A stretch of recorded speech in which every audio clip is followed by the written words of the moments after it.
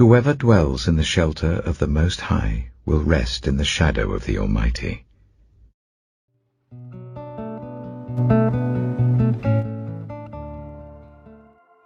Joshua chapter 5. Now when all the Amorite kings west of the Jordan, and all the Canaanite kings along the coast, heard how the Lord had dried up the Jordan before the Israelites until they had crossed over, their hearts melted in fear, and they no longer had the courage to face the Israelites. At that time the Lord said to Joshua, "Make flint knives, and circumcise the Israelites again." So Joshua made flint knives, and circumcised the Israelites at Gibeah-the-Haaraloth. Now this is why he did so.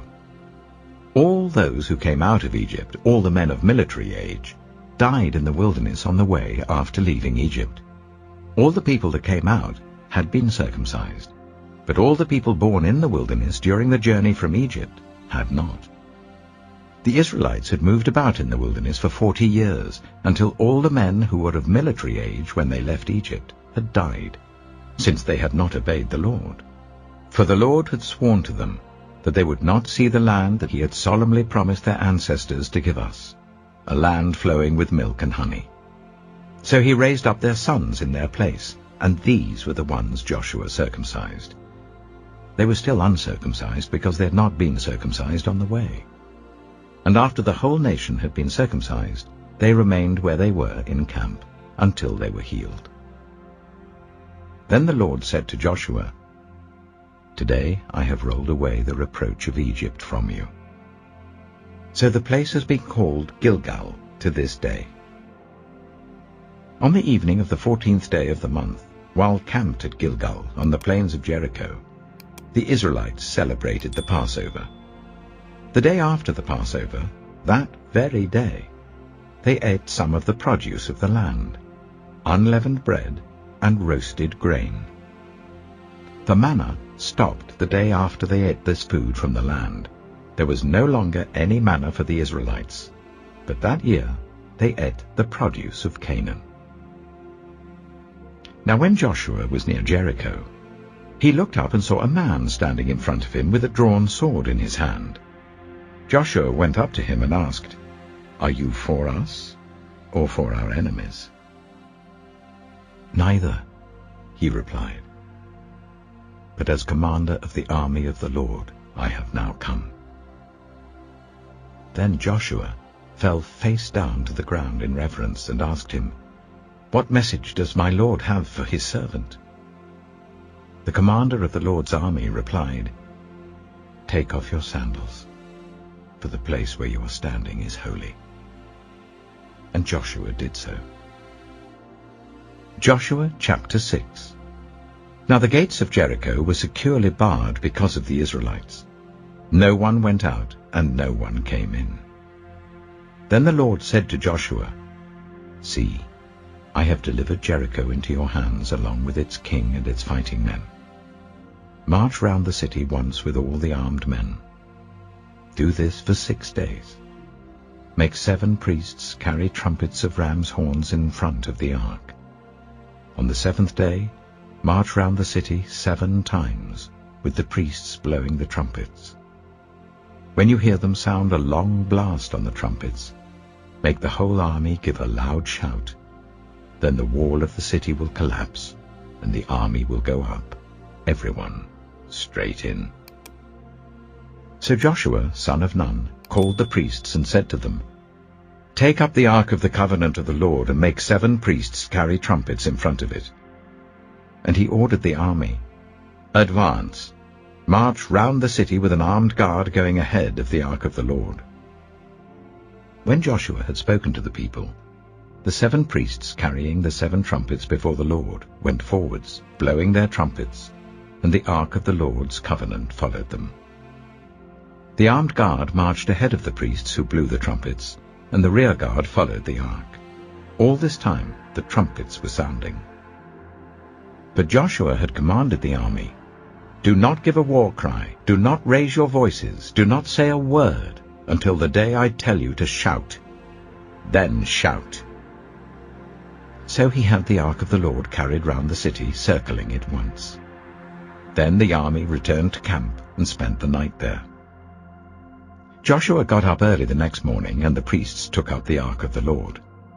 The 7 priests carrying the 7 trumpets went forwards, marching before the ark of the Lord and blowing the trumpets. The armed men went ahead of them, and the rear guard followed the ark of the Lord while the trumpets kept sounding. So on the 2nd day they marched round the city once and returned to the camp. They did this for 6 days. On the 7th day they got up at daybreak and marched round the city 7 times in the same manner, except that on that day they circled the city 7 times.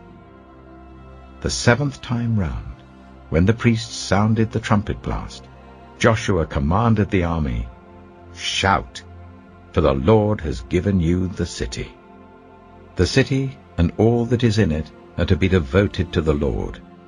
Only Rahab the prostitute and all who are with her in her house shall be spared, because she hid the spies we sent. But keep away from the devoted things, so that you will not bring about your own destruction by taking any of them. Otherwise you will make the camp of Israel liable to destruction and bring trouble on it. All the silver and gold and the articles of bronze and iron are sacred to the Lord and must go into his treasury." When the trumpet sounded, the army shouted. And at the sound of the trumpet, when the men gave a loud shout, the wall collapsed. So everyone charged straight in, and they took the city. They devoted the city to the Lord, and destroyed with the sword every living thing in it, men and women, young and old, cattle, sheep, and donkeys. Joshua said to the 2 men who had spied out the land, "Go into the prostitute's house and bring her out, and all who belong to her, in accordance with your oath to her." So the young men who had done the spying went in and brought out Rahab, her father and mother, her brothers and sisters, and all who belonged to her. They brought out her entire family and put them in a place outside the camp of Israel. Then they burned the whole city and everything in it. But they put the silver and gold and the articles of bronze and iron into the treasury of the Lord's house. But Joshua spared Rahab the prostitute, with her family and all who belonged to her, because she hid the men Joshua had sent as spies to Jericho. And she lives among the Israelites to this day. At that time Joshua pronounced this solemn oath: "Cursed before the Lord is the one who undertakes to rebuild this city, Jericho. At the cost of his firstborn son he will lay its foundations. At the cost of his youngest he will set up its gates." So the Lord was with Joshua, and his fame spread throughout the land. Joshua chapter 7.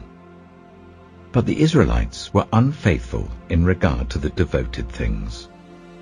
Achan, son of Carmi, the son of Zimri, the son of Zerah, of the tribe of Judah, took some of them. So the Lord's anger burned against Israel. Now Joshua sent men from Jericho to Ai, which is near Beth-aven, to the east of Bethel, and told them, "Go up and spy out the region." So the men went up and spied out Ai.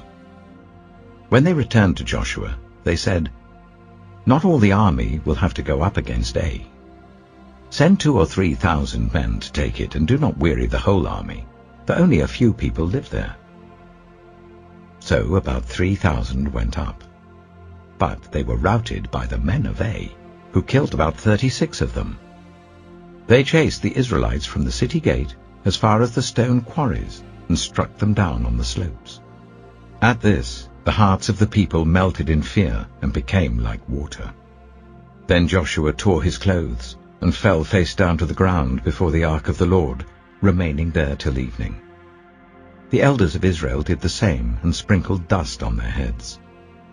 And Joshua said, "Alas, sovereign Lord, why did you ever bring this people across the Jordan to deliver us into the hands of the Amorites to destroy us? If only we had been content to stay on the other side of the Jordan. Pardon your servant, Lord. What can I say now that Israel has been routed by its enemies? The Canaanites and the other people of the country will hear about this, and they will surround us and wipe out our name from the earth. What then will you do for your own great name?" The Lord said to Joshua, "Stand up. What are you doing down on your face? Israel has sinned. They have violated my covenant which I commanded them to keep. They have taken some of the devoted things. They have stolen, they have lied, they have put them with their own possessions. That is why the Israelites cannot stand against their enemies. They turn their backs and run, because they have been made liable to destruction. I will not be with you any more, unless you destroy whatever among you is devoted to destruction. Go, consecrate the people. Tell them, consecrate yourselves in preparation for tomorrow. For this is what the Lord, the God of Israel, says. There are devoted things among you, Israel. You cannot stand against your enemies until you remove them. In the morning, present yourselves tribe by tribe. The tribe that the Lord chooses shall come forward, clan by clan. The clan that the Lord chooses shall come forward, family by family. And the family that the Lord chooses shall come forward, man by man. Whoever is caught with the devoted things shall be destroyed by fire, along with all that belongs to him. He has violated the covenant of the Lord, and has done an outrageous thing in Israel. Early the next morning Joshua made Israel come forward by tribes, and Judah was chosen. The clans of Judah came forward, and the Zeorites were chosen. He made the clan of the Zeorites come forward by families, and Zimri was chosen. Joshua made his family come forward man by man, and Achan, son of Carmi, the son of Zimri, the son of Zerah, of the tribe of Judah, was chosen. Then Joshua said to Achan, "My son, give glory to the Lord, the God of Israel, and honor him. Tell me what you have done. Do not hide it from me." Achan replied, "It is true. I have sinned against the Lord, the God of Israel. This is what I have done. When I saw in the plunder a beautiful robe from Babylonia, 200 shekels of silver and a bar of gold weighing 50 shekels, I coveted them and took them. They are hidden in the ground inside my tent with the silver underneath." So Joshua sent messengers, and they ran to the tent, and there it was, hidden in his tent with the silver underneath. They took the things from the tent, brought them to Joshua and all the Israelites, and spread them out before the Lord. Then Joshua, together with all Israel, took Achan, son of Zerah, the silver, the robe, the gold bar, his sons and daughters, his cattle, donkeys and sheep, his tent, and all that he had, to the valley of Achor. Joshua said, "Why have you brought this trouble on us? The Lord will bring trouble on you today." Then all Israel stoned him, and after they had stoned the rest, they burned them. Over Achan they heaped up a large pile of rocks, which remains to this day. Then the Lord turned from his fierce anger. Therefore that place has been called the Valley of Achor ever since. Joshua chapter 8. Then the Lord said to Joshua, "Do not be afraid, do not be discouraged.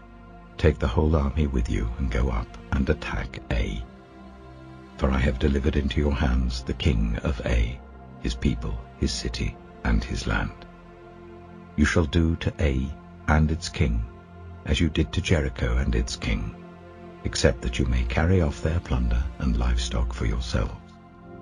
Set an ambush behind the city." So Joshua and the whole army moved out to attack Ai. He chose 30,000 of his best fighting men and sent them out at night, with these orders. "Listen carefully. You are to set an ambush behind the city. Don't go very far from it. All of you be on the alert. I and all those with me will advance on the city, and when the men come out against us, as they did before, we will flee from them. They will pursue us until we have lured them away from the city, for they will say, 'They are running away from us as they did before.' So when we flee from them, you are to rise up from ambush and take the city. The Lord your God will give it into your hand. When you have taken the city, set it on fire. Do what the Lord has commanded. See to it. You have my orders." Then Joshua sent them off, and they went to the place of ambush and lay in wait between Bethel and Ai, to the west of Ai. But Joshua spent that night with the people. Early the next morning, Joshua mustered his army, and he and the leaders of Israel marched before them to Ai. The entire force that was with him marched up and approached the city and arrived in front of it. They set up camp north of Ai, with the valley between them and the city. Joshua had taken about 5,000 men and set them in ambush between Bethel and Ai to the west of the city. So the soldiers took up their positions, with the main camp to the north of the city and the ambush to the west of it. That night Joshua went into the valley. When the king of Ai saw this, he and all the men of the city hurried out early in the morning to meet Israel in battle at a certain place overlooking the Arabah. But he did not know that an ambush had been set against him behind the city. Joshua and all Israel let themselves be driven back before them, and they fled towards the wilderness. All the men of Ai were called to pursue them, and they pursued Joshua and were lured away from the city. Not a man remained in Ai or Bethel who did not go after Israel. They left the city open and went in pursuit of Israel.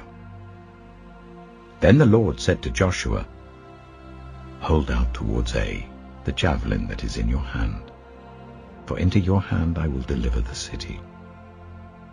So Joshua held out towards the city the javelin that was in his hand.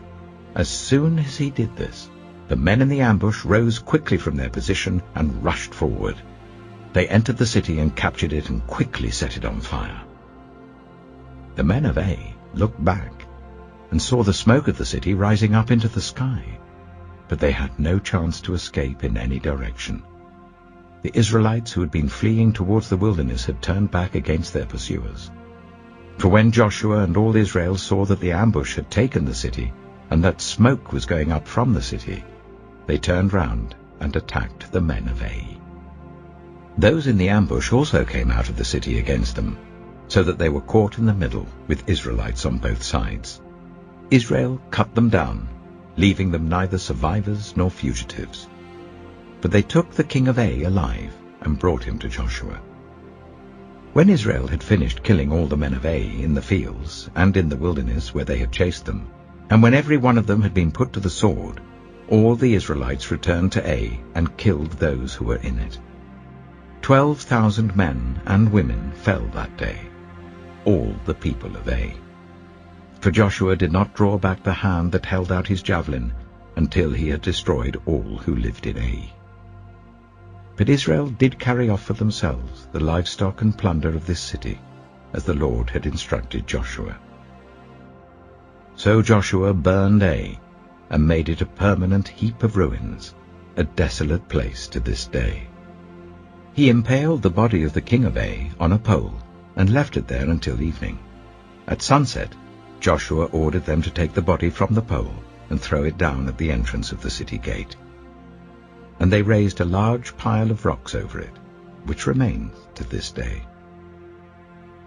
Then Joshua built on Mount Ebal an altar to the Lord, the God of Israel, as Moses the servant of the Lord had commanded the Israelites. He built it according to what is written in the book of the law of Moses, an altar of uncut stones, on which no iron tool had been used.